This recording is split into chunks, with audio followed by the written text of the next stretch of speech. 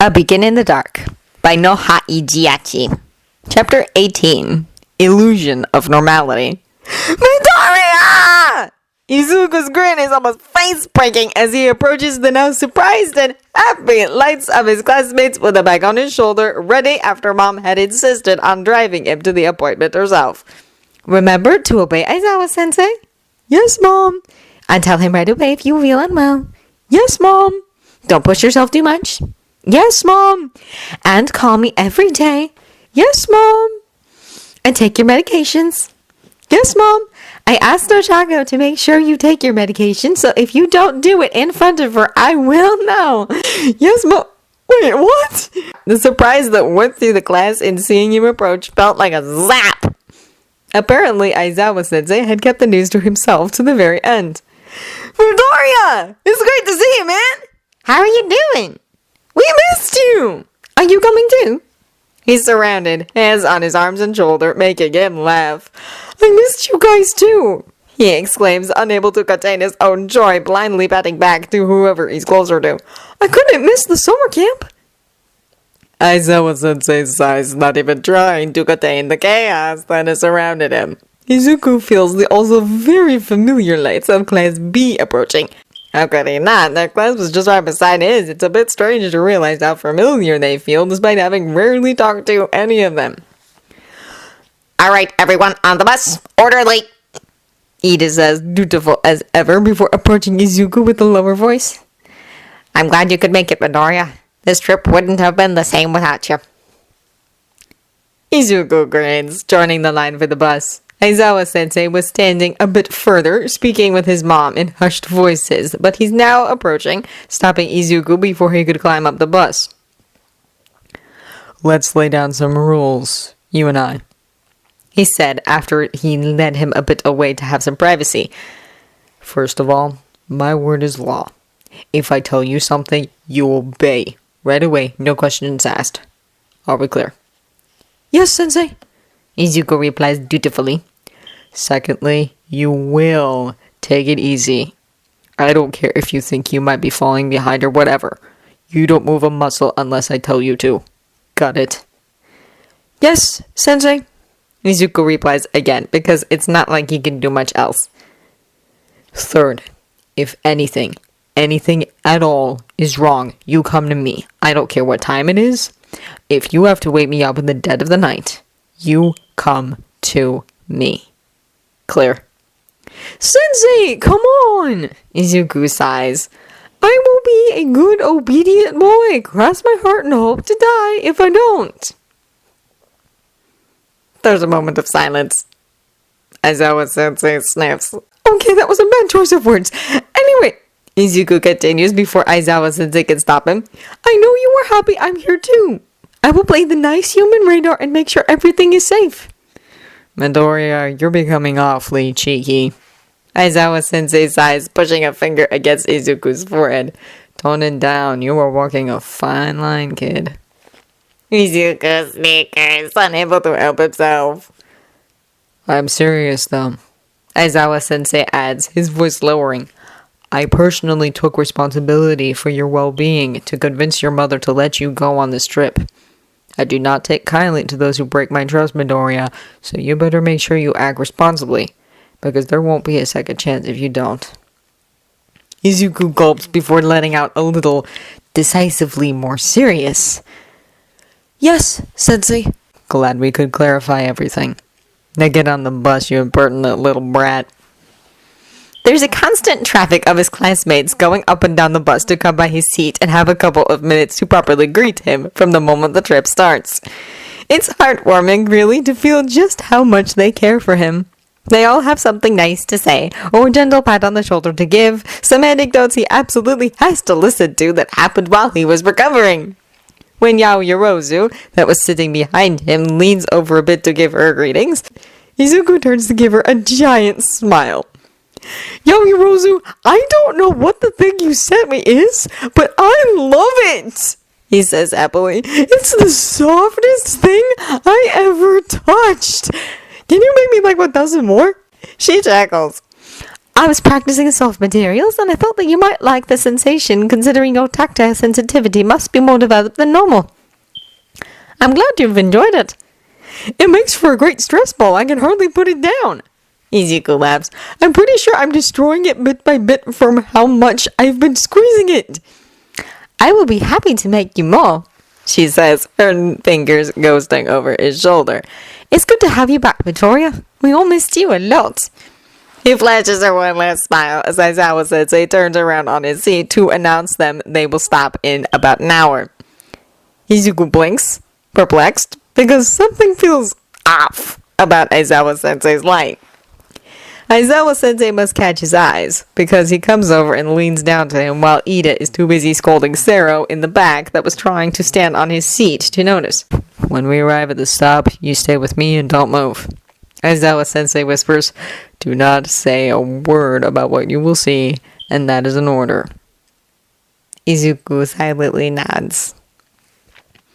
Aizawa is happy to see that the boy is actually capable of listening when he wants to.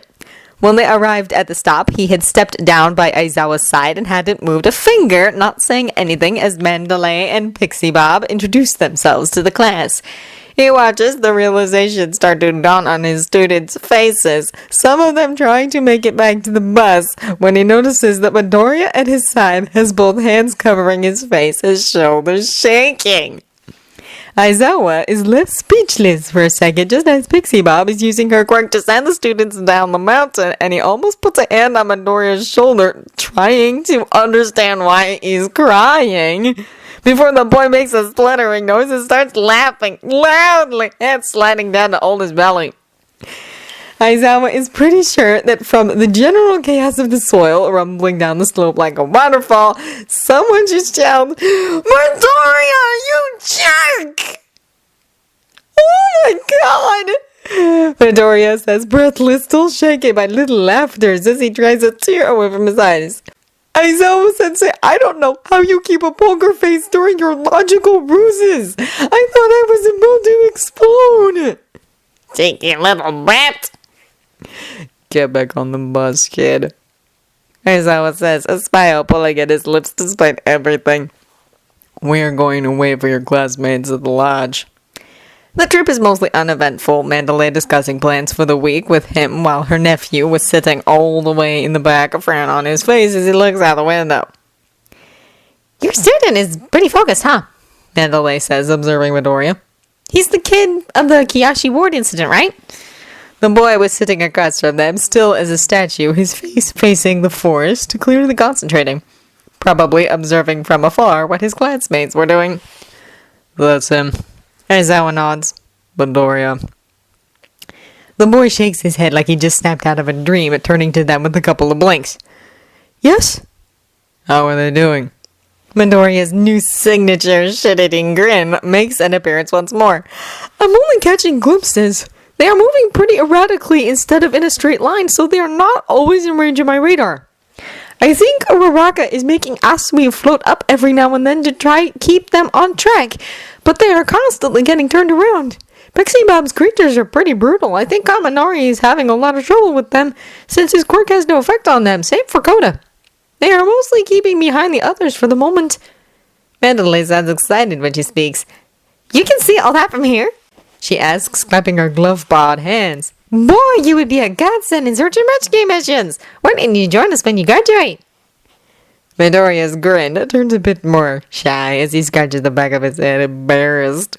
The mental image of him dressed up as one of the wild pussycats immediately rises in Aizawa's mind, traitorous, and he shakes his head to chase it away. He had no idea if Midoriya would be more adorable or weird. Probably weird. Miss Mandalay, your quirk is some sort of telepathy, if I remember right? Midoriya asks, turning on the seat to face them. Just call me Mandalay, she says with a smile. And yes, I can telepathically communicate to whoever I want, although they cannot answer me back. Why do you ask? I was wondering if you could explain to me how it works. How does it feel to you? How far does it go? Do you have limitations, or can you speak to whoever you want? Do you need to have some sort of contact with them before? To how many people can you speak at once? Can you Whoa, hey, those are a lot of questions. Mandalay laughs, putting her hands up. You are very curious. Midoriya blushes, recoiling from his own overenthusiasm. I was just thinking that, in a sense, our quirks are similar, he says, pointing a finger against his temple. It's all in here. So I was wondering if knowing more about a quirk of this kind from someone that has years of experience might help me sharpen the use of my own. Midoriya, Aizawa says, raising an eyebrow. You are not supposed to do anything at all during this trip. You know that. Sensei, he grumbles back, pouting. Ever since I got, he coughs, making a vague gesture with his right hand. I've only been training my body. I think it's time I focus on my quirk a bit more. I'm sure there's much I can do with it still. In front of Aizawa's silence, he insists, As I just said, it's all in my head. I don't even need to move to train with it. Please let me do this. Aizawa should have known that his obedience so far had been too good to be true. The little brat had a plan. You might be the most insolent student I've ever had the displeasure to deal with. He sighs, massaging his forehead. He wanted to say no, but then again Midoriya's quirk was pretty much invisible. The kid would surely go straight ahead and do this his own way if Aizawa didn't rein him in properly. Alright, fine. But I want you to be careful, stay by my side, and if you feel tired, you stop. If I realize you are going overboard, I'll ship you right back home, Midoriya. Are we clear? Midoriya grins happily and nods, turning back to Mandalay. So, if you are willing, Mandalay, could you tell me more about your quirk? She laughs clearly, having found the exchange between them rather funny. She draws a little gap, sitting at Midoriya's side. All right, little kitty, ask me what you want to know, she says, smiling. But one question at a time, please. After lunch, Midoriya isn't done with Mandalay yet, apparently. She seems to have taken a liking to him, answering his infinite questions with just as infinite patience. She tells him of various missions of hers, of how she used her quirk in varied situations, how she trained and tried it in all sorts of ways. Midoriya is clearly drinking it all up, listening in rapt silence as he helps her washing the dishes.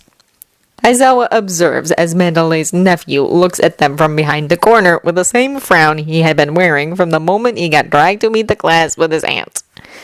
Midoriya turns around to him at some point, tilting his head on his side. You don't have to hide, he says, kind. If you want to come talk with us, just step forward, I don't bite. The kid jumps, his frown deepening. As if I want to speak with you. Midoriya blinks. What do you mean? I don't speak to losers that go on and on about their stupid quirks and how they want to become heroes. The kid spat out the word like venom. It's all a load of stupid stuff.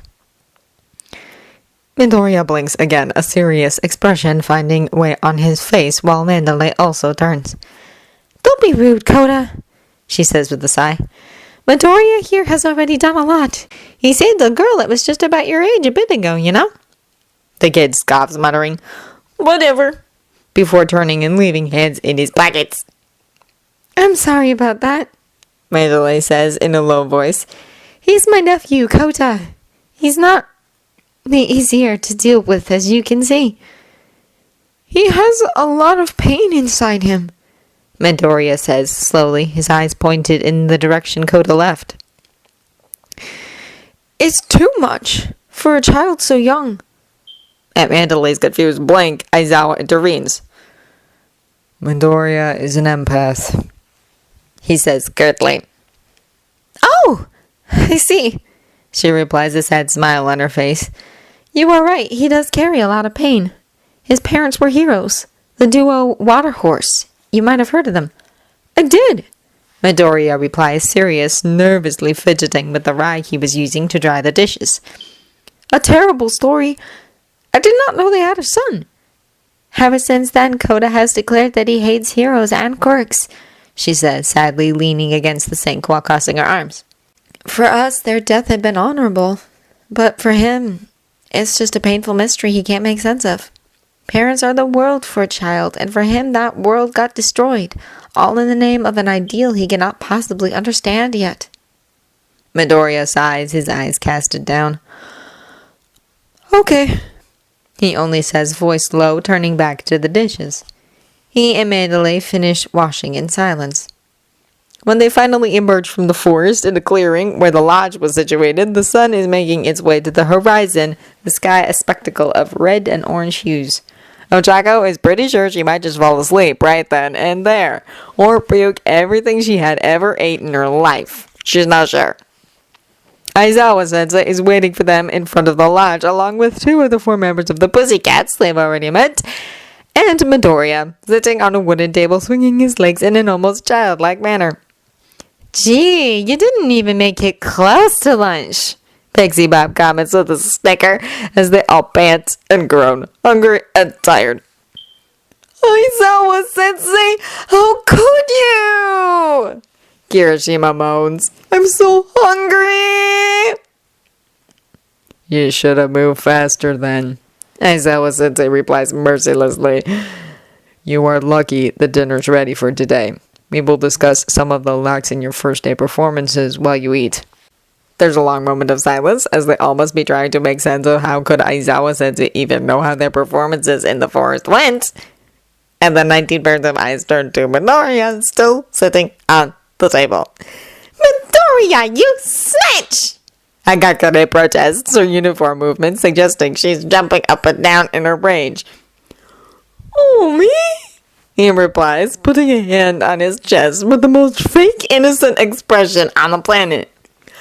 I would never! And to even think I helped making dinner for all of you, the betrayal! Loud grumbles from their stomachs seems to be the only reply they have as Midoriya snickers with a grin, jumping down from the table. It's been, 12 hours? And I already got called a jerk and a snitch, Midoriya says, calmly eating his dinner instead of cramming food in his mouth the way a lot of their classmates were doing. It's good to be back, he adds, laughing. Ochako, sitting at his side, did not think she would be able to stomach anything, but as soon as she sat down at the table, she realized just how famished she was. She laughs too, her mouth full. I cannot believe you joined into Aizawa Sensei's dark scheming, Ida says, sitting in front of them with a clearly fake, serious tone. We will never be able to trust you, ever again. Hey! He threatened me! If I need to throw you all to the sharks in order to stay the full week, you bet I will! Truly a hero. Todoroki, by Ida's side, joins in with his usual deadpan sense of humor, making them laugh again. Aizawa Sensei made it true to his promise, tearing into them without any pity as they ate, criticizing their performances in the forest, which had apparently been relayed to him in pretty accurate bits and pieces. You've been observing us a lot, huh? Ochako asks once Aizawa Sensei is finally done. Wasn't it tiring? I wasn't going to just sit on my behind all day, Midoriya replies with a shrug. I mean, there's only so much a person can be entertained while chopping vegetables and cooking rice. Besides, I need to train too. It was a good way to warm my quirk up since I haven't used it for so long. Midoriya, Ida says, adjusting his glasses with a frown. You're not supposed to train, actually. You do remember that, right? Well, Aizawa Sensei gave his permission, so... There's a moment of silence, the 3 of them looking at him with equally unimpressed expressions. I'm not lying! You can ask him! Midoriya replies, pouting. I'm only going to train with my quirk. I can do that while relaxing in a bed if I want to. You've been planning this from the start, Todoroki suddenly says, understanding dawning on his face. Midoriya! He has the decency of looking ashamed at least. I cannot deny that the idea might have popped up at some point lately, he mutters. They sigh. In unison. Again, it was starting to happen more and more often. Ida pinching the bridge of his nose. I don't even know what to do with you anymore. He really sounds like an older brother now.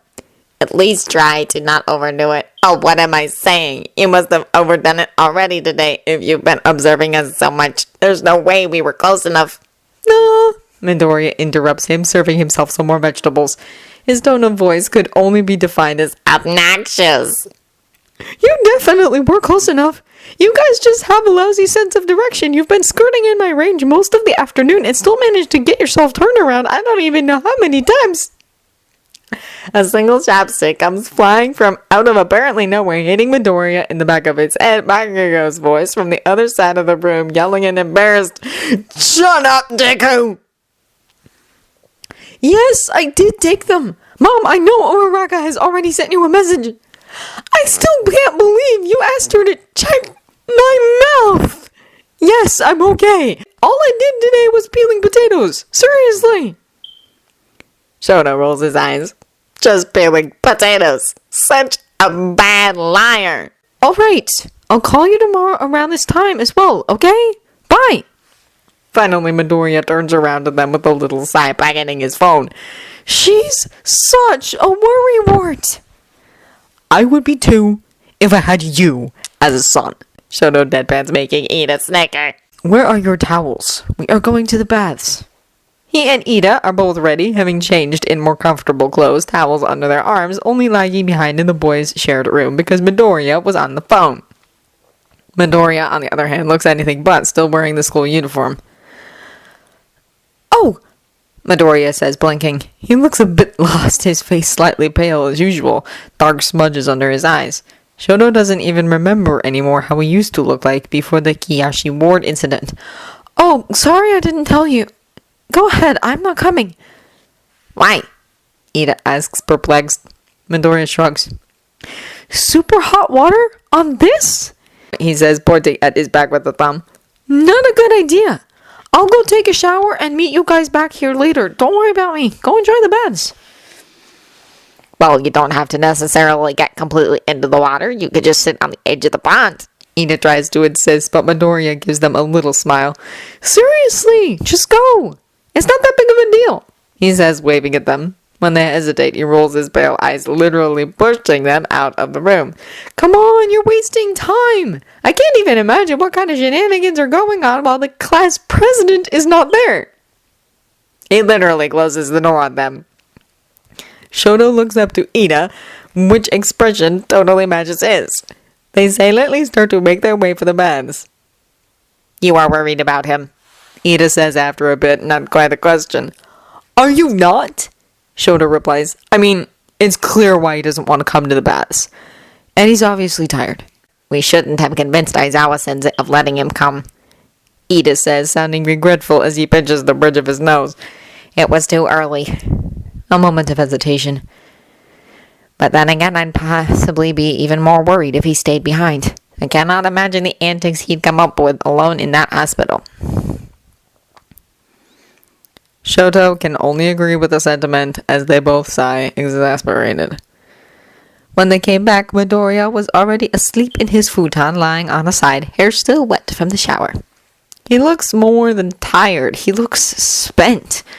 Shoto sighs, kneeling by his side, adjusting the cover on him properly since it was sitting mostly at his feet, as if Midoriya had only lied down while waiting for the rest of the class to come back and had accidentally fallen asleep. He did not even wake up at the incredible amount of noise Kirishima, Kaminari, and Sero were making, not to mention how accidentally noisier Ida was being while trying to calm them down. Not even stirring a bit. Shoto huffs, sitting on his own futon to the right of Midoriya's, collecting his knees against his chest. Ida was right, it had been too early. Midoriya had pretty much been spending most of his time in bed until just a few days prior, only recently starting with some physiotherapy. Of course he still needed to recover. But Ida was also right at how possibly even more worrying the prospect of leaving him behind had been when they accepted to speak with Aizawa-sensei on his behalf. Why do you have to be so incredibly stubborn? Shoto thinks, pulling at a small tuft of dark green curly hair. Out like a light, eh? Ojiro comments, passing by, a small worried smile on his lips when Shoto looks up. Must have been quite a day for him. Shoto replies, non-committal. I'm surprised he didn't try to jump after us when Pixie Bob sent us down in the forest. Probably because Aizawa-sensei would have skinned him alive. Ojiro let out a little laugh. Kind of a shame he didn't, though. He could have led us directly to the lodge. The door opens with a loud bang, Aizawa-sensei entering with an irritated expression. "If you have so much energy, it's clear that you haven't worked hard enough today," he says, voice promising pain. "Stop being so noisy and go to bed, because hell awaits you tomorrow." As everyone starts to shuffle back to their respective futons, muttering, Aizawa-sensei turns to Shoto, points at him, then points at his own eyes with 2 fingers, and finally points down at Midoriya. The message is clear. Keep your eyes on him. Shoto really does not need to get told that. He already was. Maybe even too much. Izuku was a man on a mission. He had woken up sore all over his back, protesting painfully and feeling like he hadn't slept at all the past night, despite the fact he apparently went out the moment his head touched the pillow.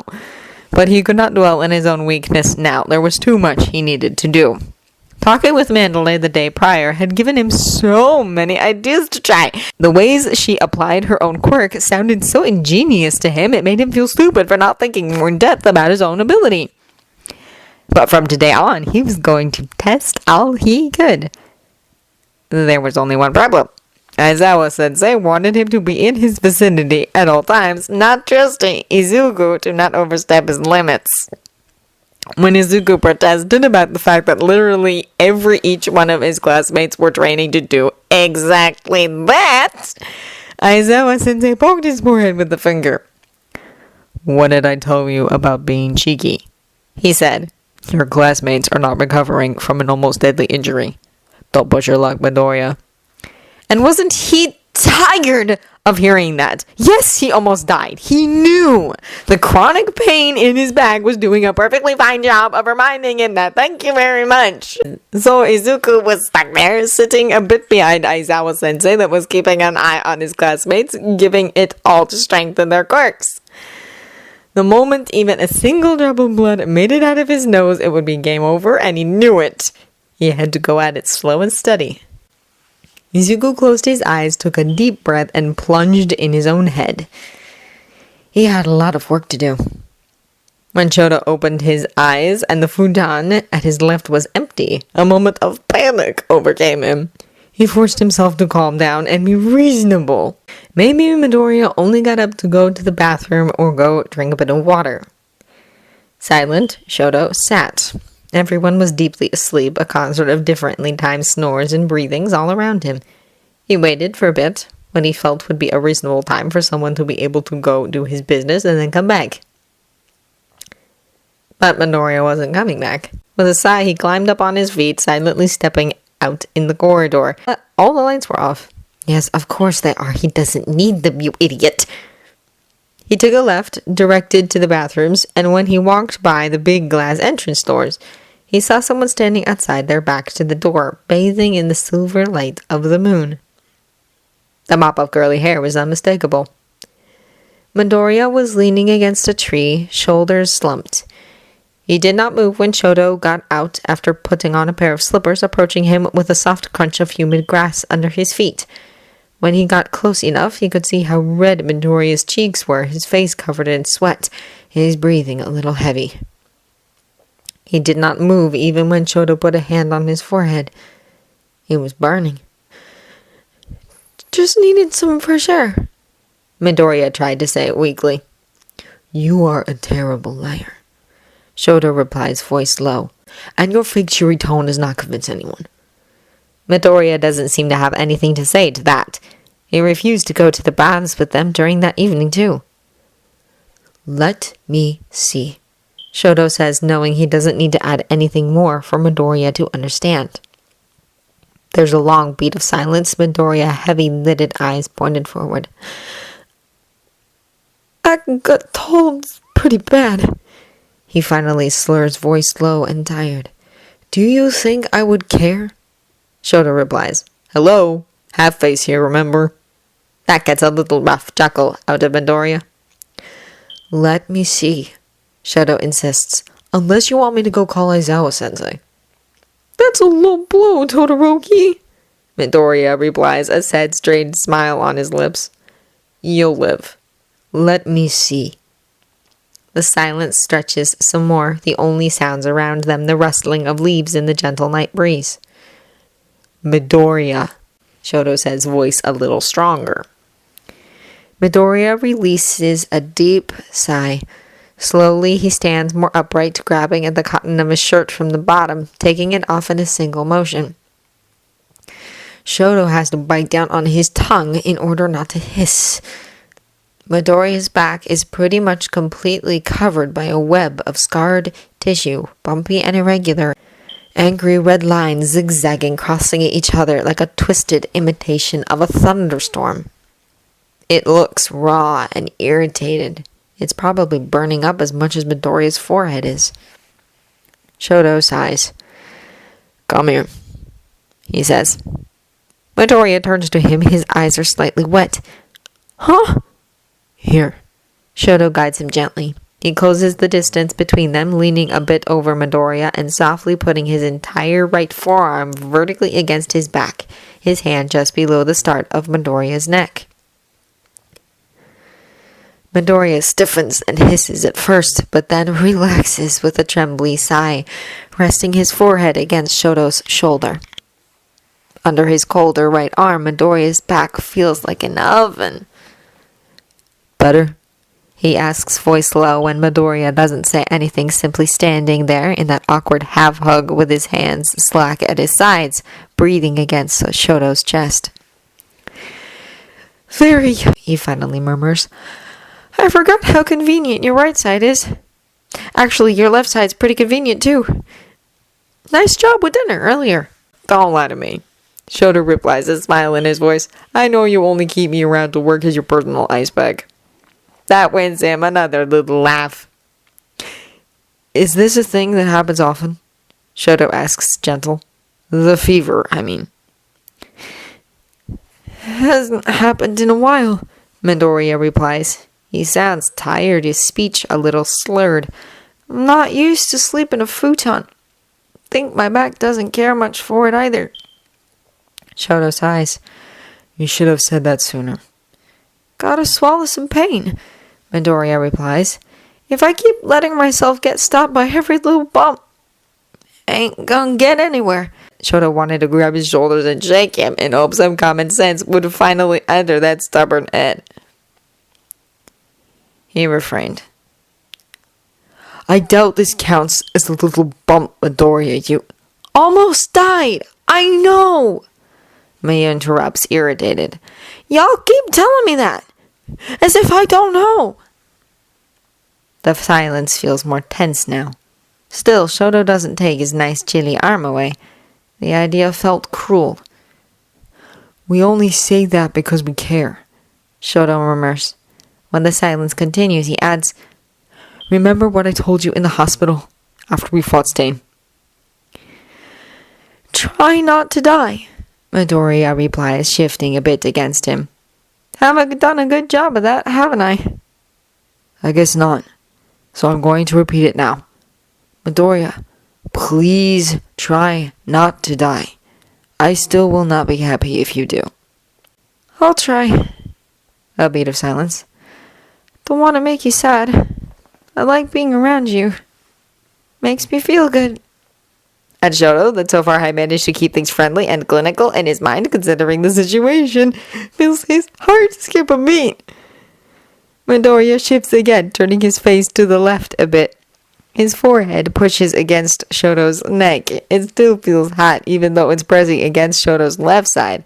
That's enough to bring him back on Earth. "You're burning up," Shoto sighs. "Midoriya, we really should go to Aizawa-sensei." "No," Midoriya whines weakly.